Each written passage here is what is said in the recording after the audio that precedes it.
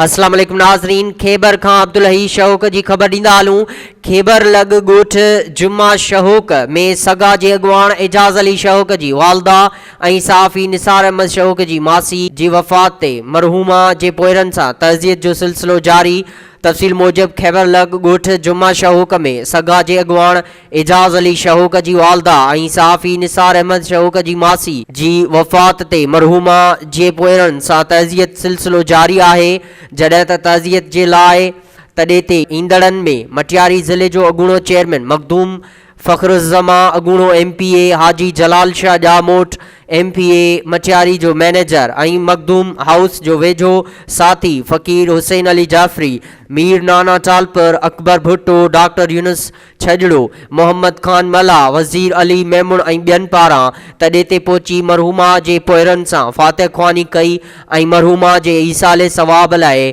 दुआऊं पिणु घुरियूं वयूं।